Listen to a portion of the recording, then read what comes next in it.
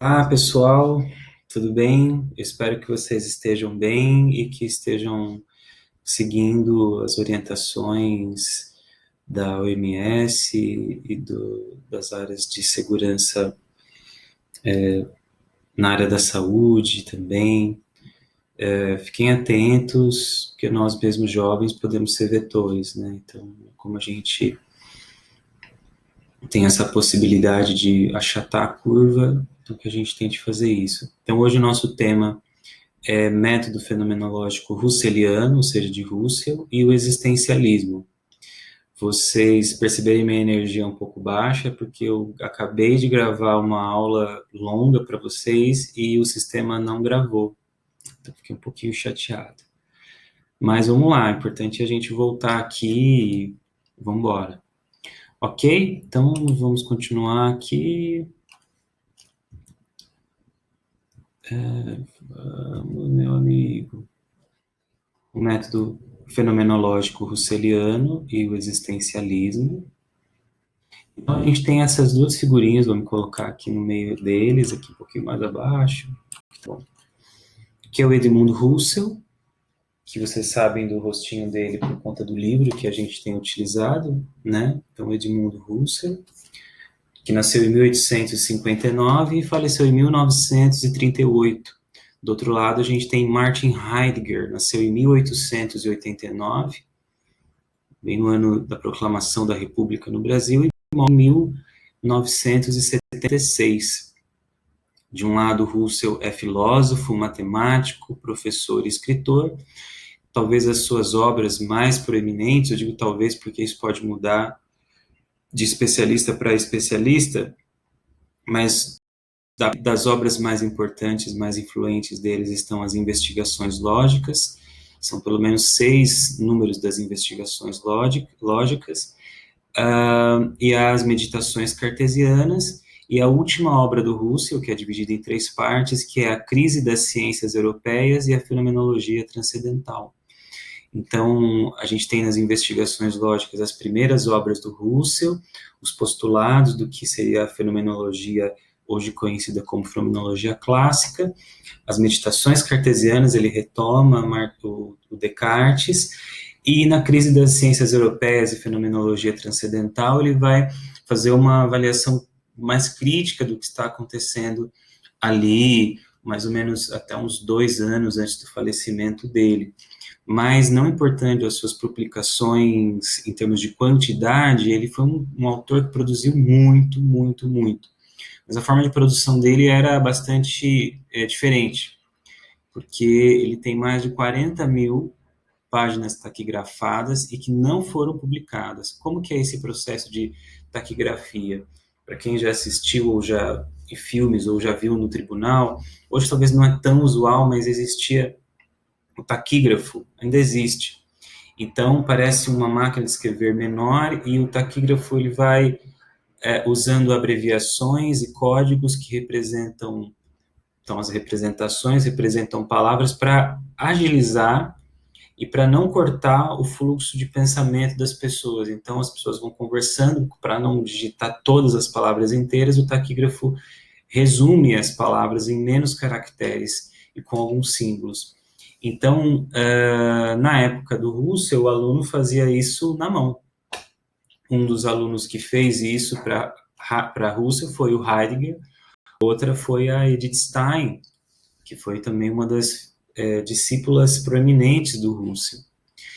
Então, por que elas eram taquigrafadas? Porque o aluno ia taquigrafando as obras do Russell enquanto ele ministrava as aulas, e isso em todas as aulas, essas taquigrafias eram realizadas, e durante a vida docente dele são 40 mil páginas taquigrafadas. Quando o Russell falece, já em meio à ascensão nazista na Alemanha, na Áustria, na Bélgica, nesse caso na Alemanha, a Universidade de Friburgo, a família, a esposa, tem receio, os amigos, que essas 40 mil páginas fossem queimadas pelos jovens estudantes nazistas. Então, é feito todo de filme, e eles conseguem pegar essas 40 mil páginas e transportar para a Universidade de Louvain, na Bélgica, e que veio a ser posteriormente o chamado Arquivos de Russell. Tem gente fazendo a transcrição disso até hoje, fazendo estudos sobre isso, publicações póstumas. Não tem muita coisa em português ainda dessas publicações, mas quem tiver interesse, for fluente em alemão, e quiser, souber ou tiver interessado em taquigrafia, é um bom caminho aí acadêmico para se seguir, ok? De verdade, seria bacana, ou será, né? E Martin Heidegger, filósofo, escritor, professor, também acadêmico, tanto Russell quanto Heidegger foram professores universitários e foram reitores de faculdade. Talvez a trajetória do Martin Heidegger foi um pouco mais sinistra.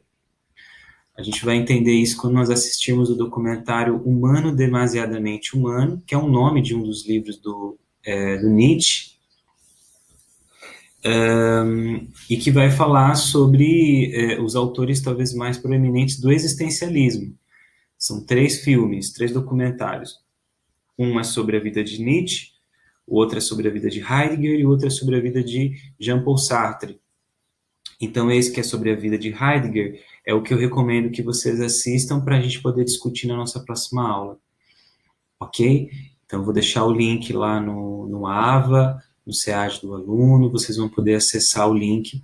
O vídeo tem no YouTube, é legendado, é uma produção da BBC de Londres, e é bastante bacana, e tem filósofos que ainda foram colegas do Heidegger, que ainda estavam vivos à época, e que falam um pouco sobre a trajetória dele, é bem bacana.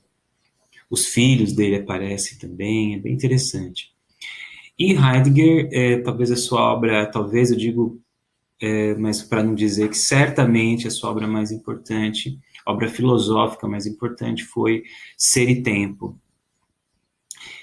Então, como Russell, ele também influenciou boa parte dos pensadores da sua época e pensadores do século XX. Entre eles estão Sartre, Hannah Arendt, Merleau-Ponty, Gadamer, Derrida, Deleuze, Foucault, Jaspers, Binswanger, Paul Ricoeur, Tillich, sem falar dos psicanalistas como Winnicott, Lacan, que eram leitores de Heidegger. Russell influenciou também boa parte desses mesmos nomes, né?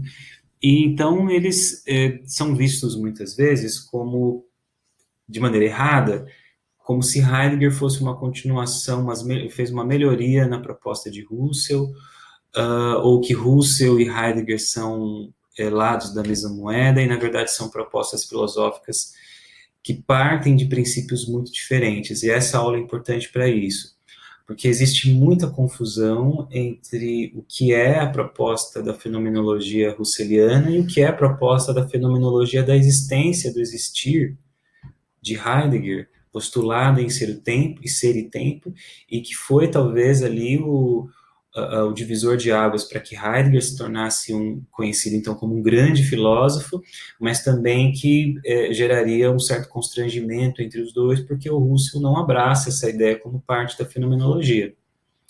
E isso depois vai ter desdobramentos bastante complicados para os dois. Mas vamos seguir aqui em frente, ok? Os dois autores são bastante conhecidos, são bastante influentes, têm suas obras, recomendo que vocês leiam as obras na fonte. O ideal é a gente começar, talvez, por comentadores de Heidegger, comentadores de Russell.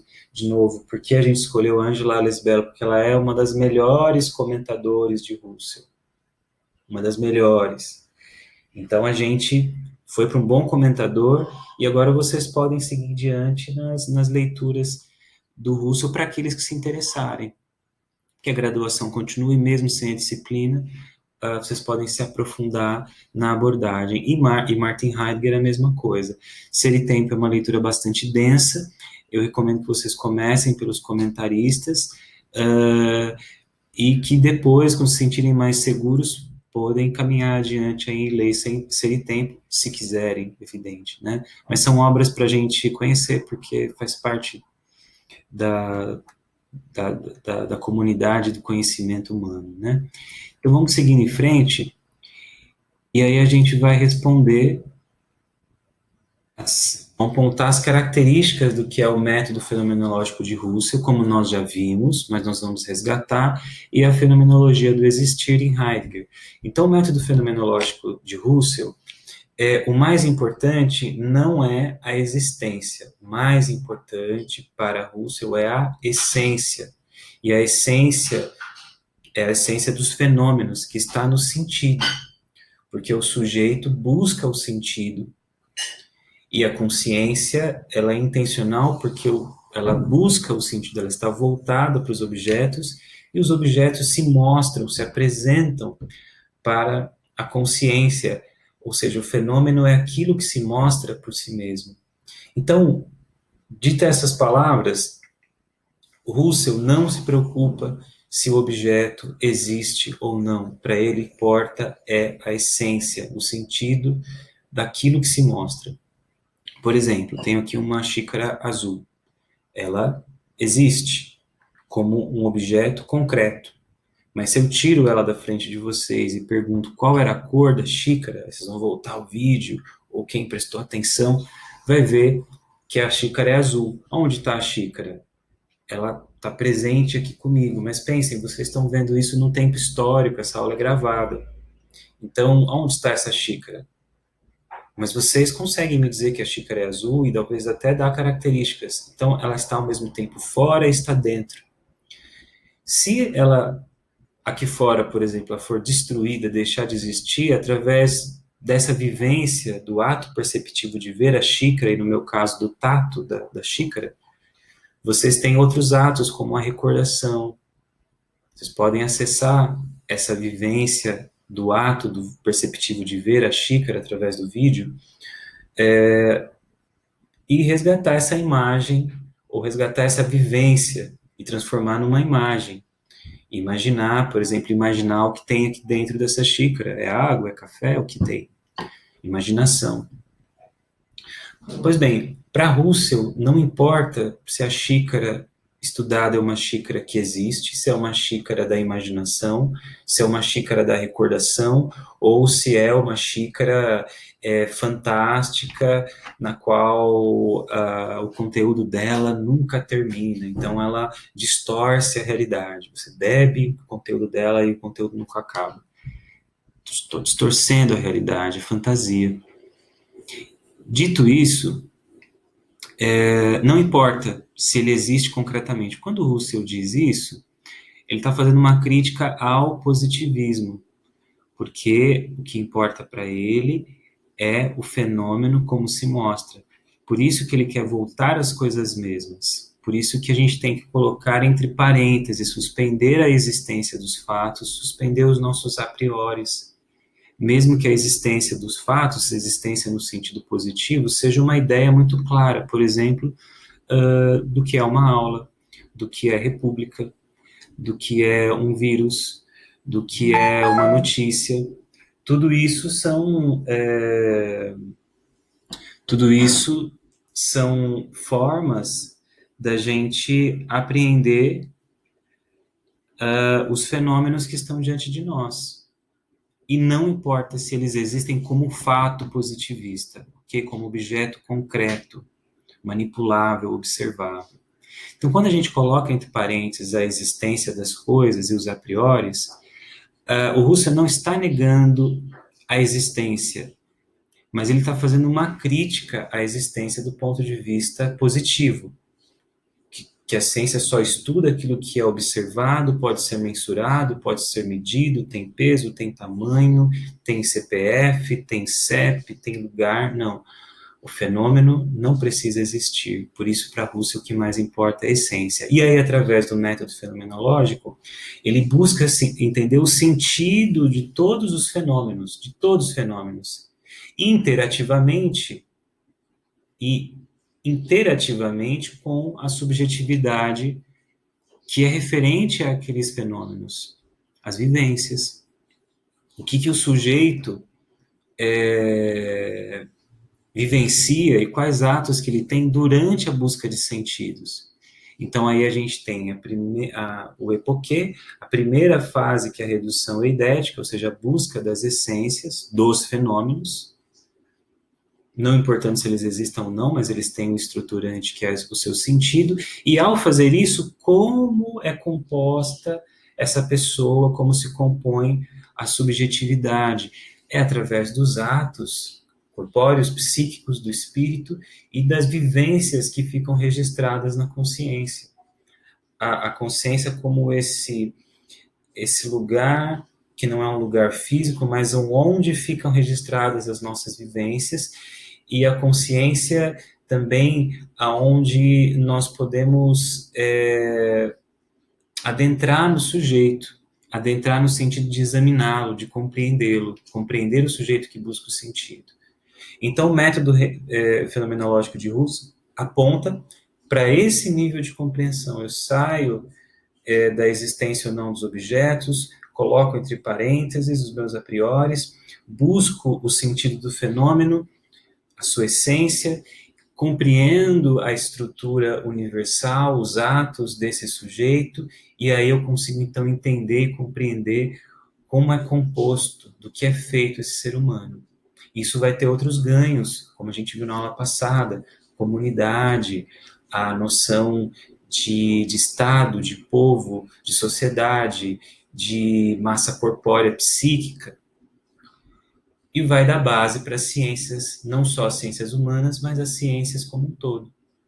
Então, o projeto de Husserl é de uma fenomenologia que, ao mesmo tempo, é uma filosofia de rigor, que não é meramente especulativa, mas volta às coisas mesmas, um método fenomenológico que aponta um caminho para um fim, ou seja, que busca estudar e refletir sobre os fenômenos. Tem o epoquê, que é o reserve, não use agora os teus a priori, mas também não jogue fora, e vá para as coisas mesmas, redução eidética, redução transcendental, ok? Então, essa é a proposta, a imagem macro da proposta do método fenomenológico russeliano. E aí, do lado disso, nós temos a proposta da fenomenologia do existir, de Heidegger. Ponto importante. Existir para Husserl é uma coisa, e existir para Heidegger é outra. Existir para Husserl é um existir que é o fato. O existir é a afirmação positivista de alguma coisa concreta que pode ser manipulada, observada diretamente e que então pode ser objetivada. Então, o ser humano pode ser objeto da ciência. Para Husserl, existir é isso. Então, não importa se as coisas existem ou não, porque o fenômeno ele vai além de existir ou não existir. O fenômeno pode ser através de um objeto presentificado, pode ser de um objeto abstrato. Agora, existir para Heidegger é outra coisa. Então, Heidegger ele admite que há um fenômeno da existência humana, mas sem examinar a dimensão dos atos da consciência. Então, ele olha para a existência humana, mas ele não vai seguir o caminho para dentro do Husserl, para dentro do que o Husserl propõe, que é esse exame do sujeito. O Heidegger, ele vai propor que a existência humana é o Dasein, é o ser aí. E o Dasein, traduzido do alemão para o português, é isso mesmo, ser, tracinho, aí. Porque a essência do ser humano para Heidegger, que é o ser humano que é o Dasein, está na sua existência. E aí a gente tem uma frase que, para Heidegger, a existência precede a existência. A existência precede a essência. A existência precede a essência. E para Husserl é o contrário. A essência é mais importante que a existência. Nossa, ficou confuso. Vamos pensar. Se a essência para Husserl é o sentido das coisas, não importa se elas existem, a questão é o que é existir para Husserl. É uma proposição do positivismo. que aponta para objetos que existem como fatos concretos. Para Heidegger é outra coisa. Você já deve ter lido aqui. Para Heidegger, o existir, na verdade, é ex-estática. É um existir. E o que é o ek? O ek, traduzido, fica como é aquilo que está fora. O ek, ek é aquilo que está para fora. E, acho que não está certo aqui a grafia, foi a digitação. E o existire, acho que está certo sim, o existire designa movimento. Então, a tradução literal é um movimento para fora, é um estar lançado no mundo. Assim, apenas o Dasein existe, ou seja, a xícara, no sentido que Heidegger dá, ela não existe. Por quê? Porque a xícara, ela é, com E maiúsculo, ela não vai mudar. Ah, professor, mas e se eu quebrar essa xícara, transformar ela em pó e soltar ela no vento e não dá para falar mais que ela existe? Ok, mas existir para Heidegger significa estar lançado no mundo. Mas uma xícara não pode estar lançada no mundo? Não, porque a xícara sempre será xícara. E depois, quando ela se torna pó, ela sempre será pó, ela sempre será caco. Ela não está lançada como possibilidade. Agora, eu e você, meus caros, somos sempre seres de possibilidade. Heidegger vai fazer o resgate de uma pergunta importante, não só dos existencialistas do século XIX, que são Nietzsche e Kierkegaard, mas de outras escolas filosóficas, que são a pergunta do ser, de se perguntar sobre o ser das coisas. E quem faz essa pergunta, quem sou, o que posso ser, o que serei, e conjugar esses verbos, é o Dasein, é o ser aí. É a possibilidade lançada no mundo, que é uma situação temporal, espacial, específica, mas sempre somos seres de possibilidades. Sempre somos seres que são um projeto que ainda vai se configurar, e é isso que a gente vai ver adiante. Perceba, então, o mais importante aqui é diferenciar a palavra existir para Russell e para Heidegger. Para Heidegger, existir é existir, é estar lançado para fora, estar lançado no mundo. Nós nascemos e agora estamos no mundo. Então, uma criancinha que nasce no norte do Sudão, país da África, ela é um ser de possibilidades, mas ela está lançada numa situação específica. Uma criança que nasce no leste da Áustria, ela também é um ser de possibilidades, mas ela está lançada numa situação específica. Aí o risco é, não, então vamos trazer a análise sociológica, a análise do serviço social, a análise... Vamos para as coisas mesmas. Ainda estamos falando de fenomenologia, só que Heidegger começa a acrescentar coisas que não estão em Russell.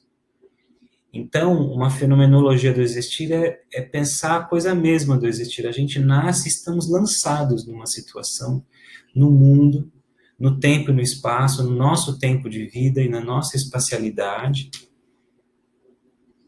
tendo possibilidades, estamos lançados. Para Russell é outra coisa. Existir é uma afirmação que é muito carregada na noção positivista como objeto que existe como algo concreto, palpável, mensurável, e para Russell não importa se as coisas existem ou não nesse sentido, para ele não é uma questão, porque ele não está observando o objeto como um existente concreto, ele observa o objeto a partir da consciência que se volta, que é intencional para os objetos, e os objetos que se mostram para a consciência. Portanto, o fenômeno acontece nesse encontro. A xícara nem está só fora e nem só dentro, ela está nos dois lugares. E dentro não está na cabeça só, mas porque ela é apreendida em nós. Objeto e consciência são correlatos. Ok? O mais importante aqui é entender que para Russell existir é uma coisa e para Heidegger existir é outra. Legal? A gente ainda tem mais 2 slides aqui para ver. Se o slide ajudar. Uou, beleza. Então, Bom, a gente já viu esse. Será que ele está voltando? Isso. O mais importante, talvez, para nós aqui é responder essa pergunta: como vamos examinar o ser humano? Como Russell vai examinar o ser humano? Como Heidegger vai examinar, vai compreender, vai buscar entender o ser humano? Os caminhos que eles fazem são diferentes. E aí é outro ponto importante. Além de entender que existir para Russell é uma coisa, existir para Heidegger é outra, para a gente diferenciar as propostas, a gente precisa entender como cada um examina o ser humano. E aí, lá, slide. A gente tem aqui o método fenomenológico de Russell e a fenomenologia do existir de Heidegger. Então, o Russell, por um lado, ele vai para o interior, ele vai para os atos, as vivências, para conhecer o sujeito que apreende o fenômeno, para poder conhecer as características do que está fora, não factualmente, ou seja, não como fato positivista, conforme apreendido pelo sujeito. Assim, o fenomenólogo faz uma análise do ponto de vista do espírito, ou seja, um ato do espírito, e parte da redução eidética e pode realizar a redução transcendental. Dessa maneira, o conhecer o ser humano dará base para a ciência, sobretudo para as ciências humanas. Um pouco do que a gente falou há uns minutos atrás, mas o Russell, ele vai na direção do interior do ser humano. E ele observa como o ser humano, como a consciência, dá sentido para os objetos, não os objetos como fatos, como coisas concretas, mas como fenômenos, como aquilo que se mostra por si mesmo, e como é apreendido por esse sujeito. E o fenomenólogo faz isso através de uma análise do espírito, uma análise através da reflexão, através do julgamento. Evidente que a gente pode falar de um fenomenólogo que faz a filosofia através também dos seus atos perceptivos, dos seus atos psíquicos, mas o método fenomenológico como um caminho para chegar no fim, percebam que ele é sempre um método mais de ato do espírito. Não nega os outros dois atos, mas sobretudo é um ato do espírito. E aí a gente faz a redução eidética, a redução transcendental, e ao chegar na transcendental, ao entender todos os fenômenos e entender a constituição e examinar esse sujeito, então o Russell cumpre então o seu objetivo, dando base para uma base rigorosa para as ciências humanas e para as ciências também de todas as áreas, inclusive a matemática, a física. Um exemplo, como um teórico da física ou um teórico da matemática, pensemos em Einstein, em Stephen Hawking, em Carl Sagan, ou tantos outros até importantes e atuais físicos teóricos. Como eles fazem? É uma atividade do espírito, porque eu não posso ter a experiência corpórea de um buraco negro, não posso ter a experiência corpórea do Big Bang. Por enquanto, só ficção científica. Eu não posso experienciar através dos meus atos corpóreos esse tipo de experiência, mas através dos atos do espírito eu consigo chegar, através da lógica, através das hipóteses, das deduções lógicas, através da razão, eu chego a algumas compreensões que muitas vezes se comprovam muito verdadeiras quando as tecnologias que ampliam os nossos atos perceptivos, como os telescópios, os microscópios, como os instrumentos laboratoriais que fazem ampliar a nossa capacidade perceptiva, o nosso ver, o nosso ouvir, o nosso tato, e permitem que os nossos atos do espírito se voltem para a coisa mesma, quando a representação já não dá conta de explicar e dar signos para os seres humanos. Olha que interessante. Então, conhecer o ser humano não dá base só para as ciências humanas, para a psicologia e para outras áreas, mas dá base para todas as ciências. É um projeto ambicioso, eu diria que ele foi muito longe no seu projeto, que continua bastante relevante, embora quanto mais relevante, mais criticados seremos. Por outro lado, a gente tem a fenomenologia do existir. Heidegger, ele se interessa no fenômeno da existência, como um existir, como um irremediável estar lançado no mundo. É então como ser no mundo que a vida se manifestará. Então, quando a gente lê aqui ser no mundo, tudo junto, significa que não dá para separar o ser do mundo.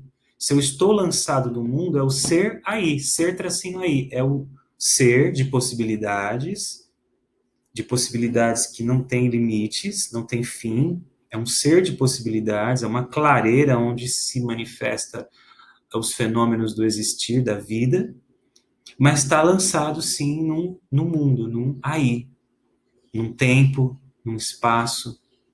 Lembre dos exemplos que eu dei: o bebê que nasce no Sudão e o bebê que nasce na Áustria, o bebê que nasce em Wuhan, na China, e o bebê que nasce na Itália, o bebê que nasce na Alemanha. Nesse contexto de agora, quais são as realidades? Não são muito simples, mas elas são diferentes. É o aí. Então, se nós somos ser no mundo, significa que não dá para separar o ser do mundo. Nós estamos irremediavelmente lançados nesse mundo. E, para Heidegger, o Dasein, está faltando um R ali, ele é um devir, com R no final. O que é o devir? É um projeto. Nós somos possibilidades no ser que são lançadas em situações o aí, como dissemos há pouco. Então, o Dasein, ele apenas é, nessa conjugação verbal em maiúsculo, nós podemos dizer que Dasein é alguma coisa quando no Das Nietzsche, no nada, quando ele encontra o nada. E quando que nós encontramos o nada? Na morte. Quando a vida não se manifesta mais em nós, quando nós não somos mais uma clareira para as possibilidades da vida. E as possibilidades da vida não são só, evidentemente, o prazer, o gozo, o alegrar-se. A vida também tem a sofrer, a vida tem as angústias, tem o tédio, a vida tem principalmente essas tonalidades afetivas. Então, o manifestar da vida é o manifestar dessas possibilidades no aí, na situação, no mundo. Então, se o ser ele tem um alguma coisa que se fecha, como eu disse, a xícara é. Agora, você e eu que estamos aqui dialogando, você me ouvindo, porque é gravado, não dá para me interromper, mas você e eu somos um devir. Nós não dá para dizer o Adriano é. A gente até diz no português, mas no sentido filosófico, eu não posso dizer que eu sou ou que o Adriano é, porque esse é só se dará quando a vida não se manifestar em mim. Aí é, por quê? Porque se findou, tudo que é está cristalizado. É um cachorro, é um gato.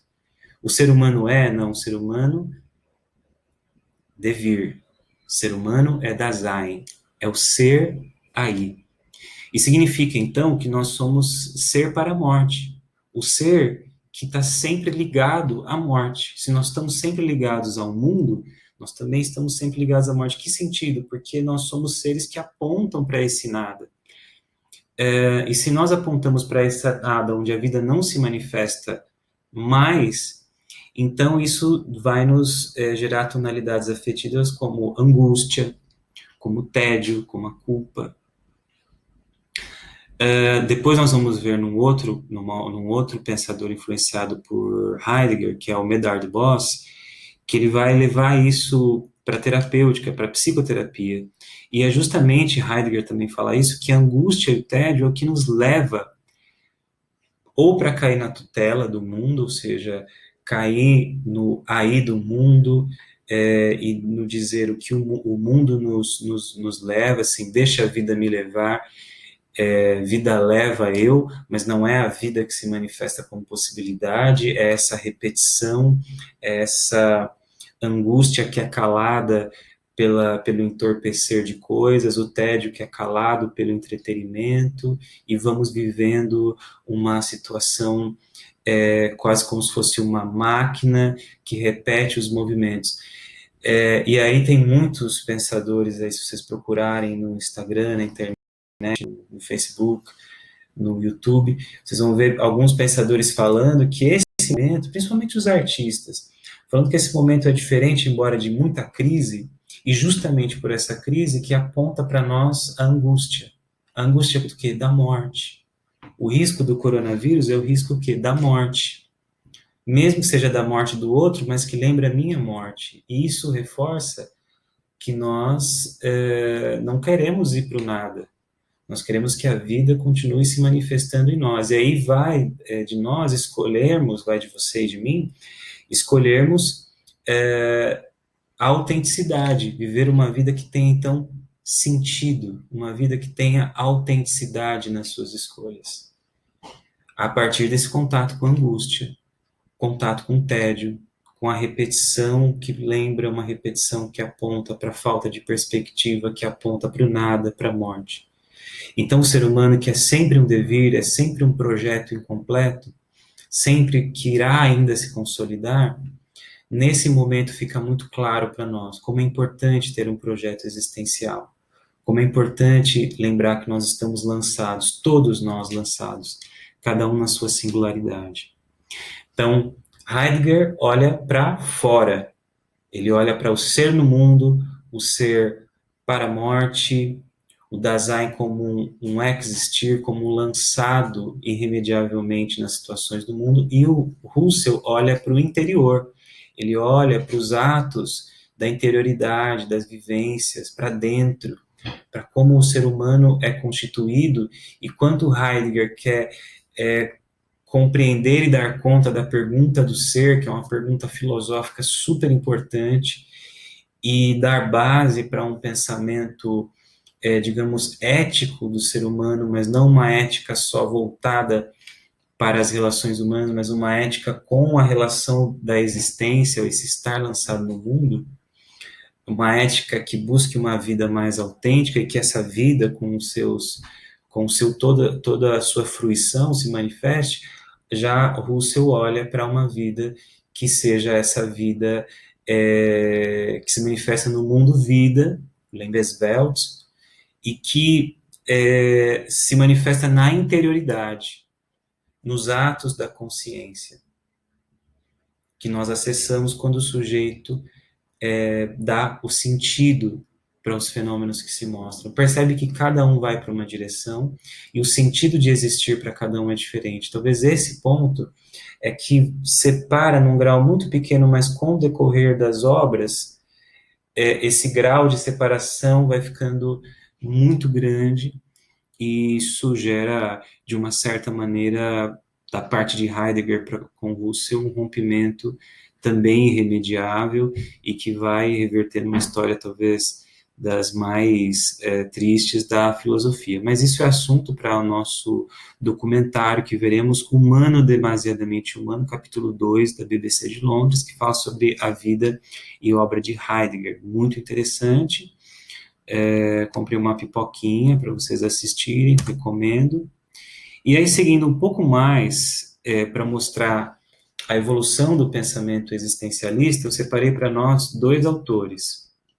Um é o Jean-Paul Sartre e o outro é o Maurice Merleau-Ponty, ambos franceses, da fenomenologia francesa. A França vai desenvolver um pensamento fenomenológico que parte de Husserl e em outro momento parte de Heidegger, e no final das contas eles constroem alguma coisa bastante autêntica, principalmente Sartre, Merleau-Ponty também, mas infelizmente Merleau-Ponty, como vocês podem ver, teve uma vida um pouquinho mais curta. E vamos falar um pouco sobre eles rapidamente. Então, Sartre escreveu seu primeiro texto chamado O Imaginário, a partir de uma perspectiva fenomenológica husserliana, ainda na década de 30, e depois ele escreveu na mesma década o esboço de uma teoria das emoções, fazendo críticas ao comportamentalismo, behaviorismo da sua época, apontando críticas e problemas à psicanálise e apontando também as contribuições da fenomenologia para o que seria uma teoria das emoções. E nessa mesma linha ainda ele escreve o livro Imaginação. todos com uma influência e uma perspectiva da fenomenologia de Russell. Mas a partir de um determinado momento, ele é influenciado por Martin Heidegger e admite, né, Heidegger, assim como Sartre, o fenômeno da existência. E aí a obra que fica mais claro isso, e talvez é a obra, ou certamente a obra mais importante filosófica de Jean-Paul Sartre, é O Ser e o Nada. Lembra que a gente falou das Nietzsche? O nada? Então, o ser e o nada. Sartre tem uma filosofia, na filosofia, uma trajetória muito autêntica, bastante localizada no existencialismo. Ele tem um livro importante também, até para a psicologia, porque nos ajuda a pensar algumas coisas, que é o existencialismo é um humanismo, que é uma forma dele esclarecer para todo mundo o que é de fato o existencialismo. Importante dizer que nenhum existencialista gostava muito desse título, assim, né? Geralmente os títulos que dão para as filosofias são dados por terceiros. Então, ninguém gostava muito, mas o Sartre admite um pouco o existencialismo e vai tentar explicar para as pessoas ali na década de 70, 60, 70, o que era então o existencialismo. E ele também foi professor universitário, ativista político, escritor, dramaturgo, escreveu peças, romancistas. Talvez um dos seus escritos literários mais importantes é A Náusea, livro bastante interessante também, que tem um caminho filosófico, mas não é um livro de filosofia, ok? Outro autor também começa também muito influenciado, e talvez é o mais próximo de Russell, é o Merleau-Ponty. Maurice Merleau-Ponty nasce em 1908, perdão, e falece em 1961. Entre os existencialistas, as suas primeiras obras, e principalmente a sua análise da corporeidade, ou seja, dessa capacidade de termos um corpo próprio, um corpo onde nós experimentamos esse ato da consciência, os atos corpóreos, e que nos permitem, então, perceber o mundo ao nosso redor através dessa vivência do nosso próprio corpo. Essa noção, então, de corporeidade é muito próxima aos escritos de Russell. Tanto Merleau-Ponty quanto Sartre, em algum momento da vida, visitam não só a Universidade de Friburgo, como visitam a Universidade de Louvain, onde eles visitam lá o arquivo Russell e vão estudar. Então, é muito provável que tanto Sartre quanto Merleau-Ponty tiveram acesso às páginas taquigrafadas de Russell. E embora o Merleau-Ponty não use uma análise na dimensão dos atos do espírito, ele avança na direção de estudar a fenomenologia